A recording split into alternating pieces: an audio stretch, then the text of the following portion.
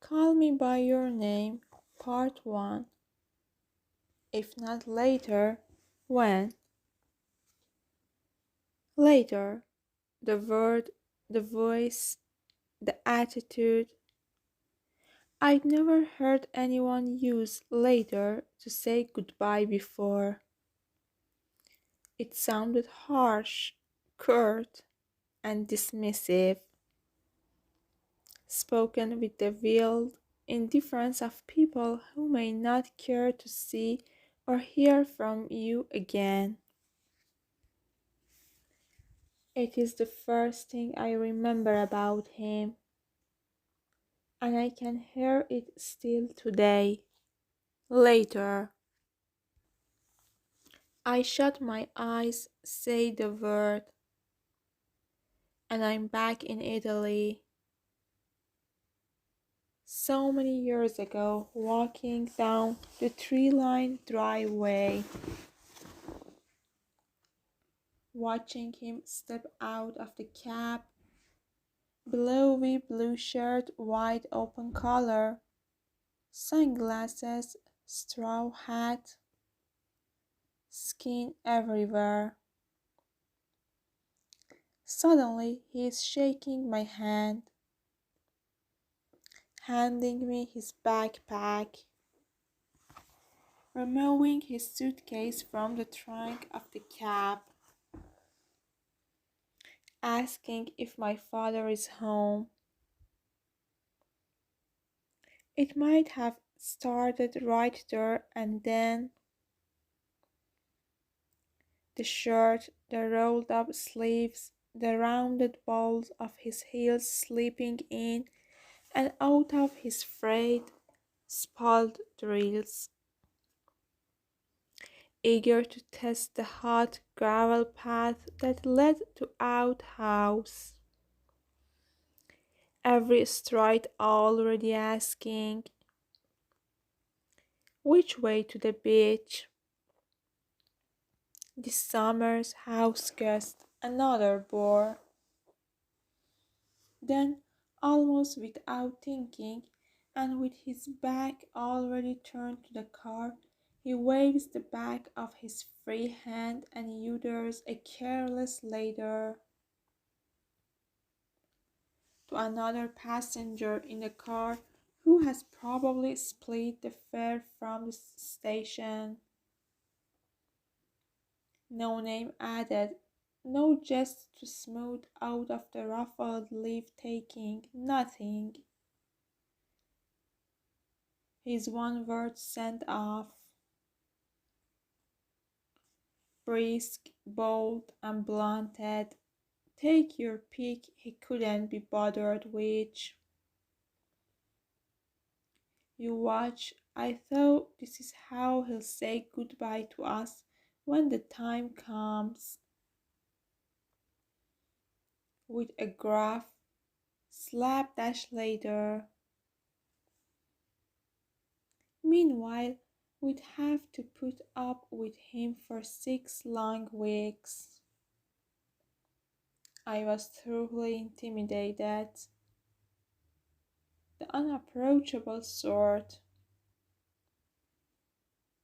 I could grow to like him, though from rounded chin to rounded heel. Then within days I would learn to hate him. This the very person whose photo on the application form months earlier had leaped out with promises of instant finishes. Taking in summer guests was my parents' way of helping young academic revise a manuscript before publication. For 6 weeks each summer, I'd have to vacate my bedroom and move one room down the corridor into a much smaller room that had once belonged to my grandfather. During the winter months when we were away in the city, it becomes a part-time tool shed. storage room, and attic where rumor had in my grandfather, my namesake, still grounded his teeth in his eternal sleep. Summer residents didn't have to pay anything, were given the full round of the house, and could basically do anything they pleased provided they spent an hour or so a day helping my father with his correspondence and sorted paperwork. They became part of the family, and after about 15 years of doing this, we had gotten used to a shower of postcards and gift package not only around Christmas time but all year long from people who were now totally devoted to our family and would go out of their way when they were in Europe to drop by B for a day or two with their family and take a nostalgic tour of their old digs. At meals there were frequently 2 or 3 other guests, sometimes neighbors or relatives, sometimes colleagues, lawyers, doctors, the rich and famous who dropped by to see my father on their way to their own summer houses, sometimes with even open our dining room to the occasional tourist couple who'd heard of the old villa and simply wanted to come by and take a peek and were totally enchanted when asked to eat with us and tell us all about themselves. While Mafalda, infirmed at the last minute, dished out her usual fare. My father, who was reserved and shy in private, loved nothing better than to have some precarious rising expert in a field keep the conversation going in a field language while the hot summer sun,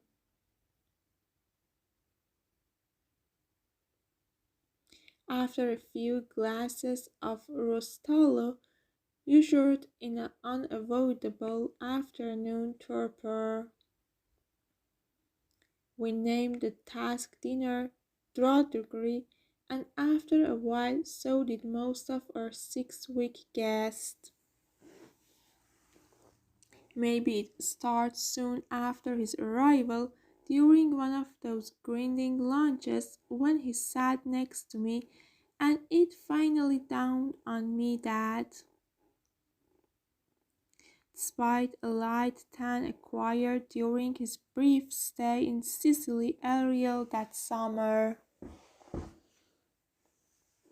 the color on the palms of his hands was the same as the pale, soft skin of his soles, of his throat, of the bottom of his forearms, which hadn't really been exposed to much sun. Almost a light pink, as glistening and smooth as the underside of the lizard's belly. Private, chaster, unfledged like a blush on an athlete face or an instance of dawn of the stormy night.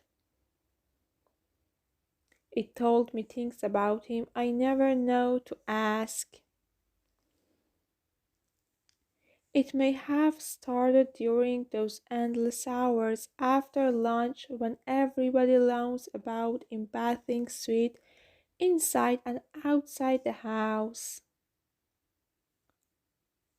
Bodies sprawled everywhere, killing time before someone finally suggested we head down to the rocks for a swim. Relatives, cousins, neighbors, friends of friends, colleagues, or just about anyone who cared to knock at our gate and ask if they could use our tennis court. Everyone was welcome to long and swim and eat, and if they stayed long enough, use the guest house. Or perhaps it started on a beach or at the tennis court, or during our first walk together on his very first day when I was asked to show him the house and its surrounding area and one thing leading to the other. Managed to take him past the very old forge iron metal gate as far back as the endless empty lot in a hinterland toward the abandoned train tracks that used to connect B to N. Is there an abandoned station house somewhere? He asked, looking through the trees under the scalding sun, probably trying to ask the right question of the owner's son. No, there was never a station house. The train simply stopped when you asked. He was curious about the train. The rails seemed so narrow. It was a two-wagon train bearing the royal insignia, I explained. Gypsies live in it now. They'd been living there ever since my mother and used to summer here as a girl. The gypsies had halted the two derailed cars farther inland. Did he want to see them? Later, maybe. Polite indifference. As if he'd spotted my misplaced Gerald to play up to him and was summarily pushing me away. But it stung me.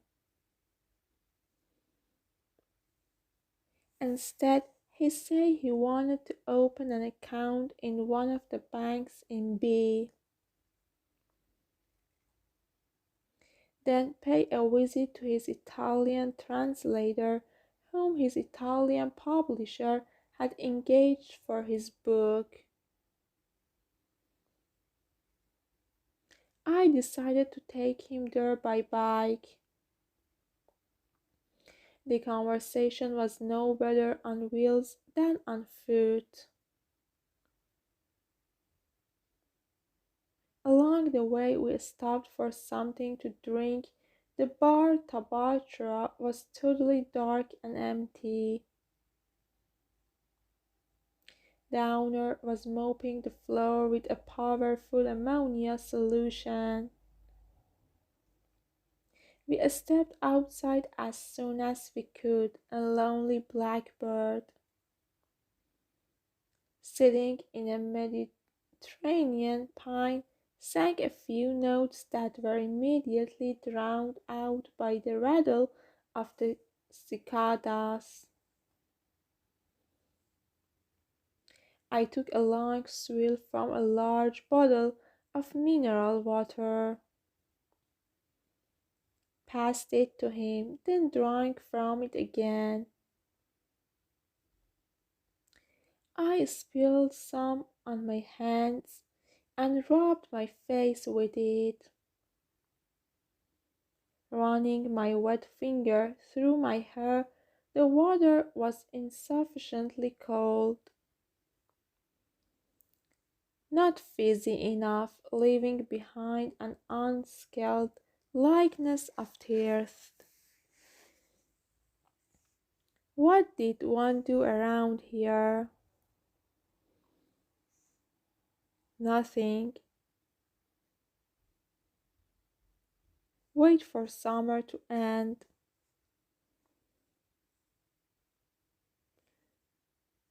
What did one do in a winter then? I smiled at the answer I was about to give. He got the gist and said, "Don't tell me wait for summer to come, right?" I liked having my mind read. He'd pick up on dinner drudgery sooner than those before him. Actually, in a winter, the place gets very grey and dark. We come for Christmas, otherwise, it's ghost town. And what else do you do here at Christmas beside roast chestnuts and the drink eggnog? He was teasing. I offered the same smile as before.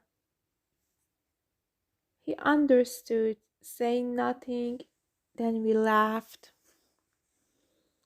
He asked what I did. I played tennis, swam, went out at night, jogged, transcribed music, read. He said he jogged too, early in the morning. Where did one jog around here? Along the promenade. Mostly I could show him if he wanted. It hit me in the face just when I was starting to like him again. Later, maybe. I had put reading last on my list, thinking that with a willful, brazen attitude he displayed so far, reading would figure last on his a few hours later. When I remembered that he had just finished writing a book on Heraclitus and that reading was probably not an insignificant part of his life, I realized that I needed to perform some clever backpedaling and let him know that my real interest lay right alongside his. What unsettled me, though, was not the fancy footwork needed to redeem myself. It was the unwelcome misgiving with which it finally dawned on me, both then and during a casual conversation by the train tracks, that I had all along, without seeming to, without even admitting it, already been trying and failing to win him over when I did offer, because all visitors loved the idea to take him to San Giacomo and walk up to the very top of the belfry we nicknamed to die for. I should have known better than to just stand there without a comeback. I thought I'd bring him around simply by taking him up there and letting him take in a view of the town, the sea, eternity. But no, later. But it might have started way later than I think without my noticing anything at all. You see someone, but you don't really see him. He is in his wings, or you notice him, but nothing clicks. Nothing catches, and before you are even aware of the presence or of something troubling you, the 6 weeks that were offered you have almost passed and he's either already gone or just about to leave. And you are basically scrambling to come to terms with something which, unbeknownst to you, has been brewing for weeks under your very nose and bears all the symptoms on what you are forced to call I want. How couldn't I have known? You ask, I know desire when I see it. And yet, this time it slipped by completely. I was going for the devious smile that would suddenly light up his face each time he'd read my mind, when all I really wanted was skin. Just skin. At dinner on his third evening, I sensed that he was staring at me. As I was explaining Haydn's 7 last words of Christ, which I'd been transcribing. I was 17 that year, and being the youngest at the table and the least likely to be listened to, I had developed the habit of smuggling as much information into the fewest possible words. I spoke fast, which gave people the impression that I was always flustered and muffling my words. After I had finished explaining my transcription, I became aware of the keenest glance coming from my left. It thrilled and flattered me.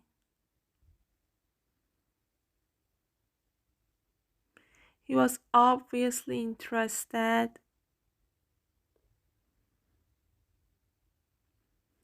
He liked me. It hadn't been as difficult as all that. Then, but when after taking my time I finally turned to face him and take in his glance,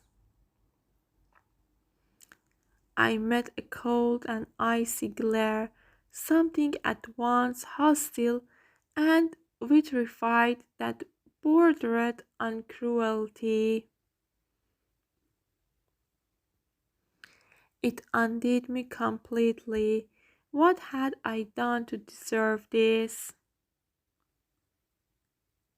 I wanted him to be kind to me again, to laugh with me as he had done just a few days earlier on abandoned train tracks. Or when I'd explained to him that same afternoon that B was the only town in Italy where the Crueria, the original bus lane, car line crossed. Whisked by without ever stopping, he had immediately laughed and recognized the wild allusion to Carlo Levi's book. I liked how our minds seemed to travel in parallel, how we instantly inferred what words the other was toying with but at the last moment held back. He was going to be a difficult neighbor. Better stay away from him. I thought to think that I had almost fallen for the skin of his hands, his chest, his feet that had never touched a rough surface in their existence, and his eye, which when their other, kinder gaze fell on you, came like the miracle of resurrection. You could never stare long enough, but needed to keep starting to find out why you couldn't. I must have shot him a similarly veiled glance. For 2 days our conversation came to a sudden halt. On the long balcony that both our bedrooms shared, total avoidance. Just a makeshift hello, good morning, nice weather, and the shallow chit-chat. Then, without explanation, things resumed. Did I want to go jogging this morning? No, not really. Well, let's swim then. Today, the pain, the stalking, the thrill of someone new, the promise of so much bliss hovering a fingertip away, the fumbling around people I might misheard and don't want to lose and must second guess at every turn. The desperate cunning I bring to everyone I want and crave to be wanted by. The screens I put up as though between me and the world there were not just one but layers of rice paper. Sliding doors, the urge to scramble and unscramble what was never really coded in the first place. All this started the summer Oliver came that summer. In every novel I read during and after his stay, on anything from the smell of rosemary on hot days to the frantic rattles of the cicadas in the afternoon. Smells and sound I'd grown up with and known every year of my life until then, but that had suddenly turned on me and acquired an inflection forever colored by the events of that summer. Or perhaps it started after his first week, when I was thrilled to see he still remembered who I was, that he didn't ignore me, and that therefore I could allow myself the luxury of passing him on my way to the garden and not having to pretend I was unaware of him. We jogged early on the first morning, all the way up to B, and back early the next morning we swam, then the day after we jog again. This video is taken for Navi Daria's page.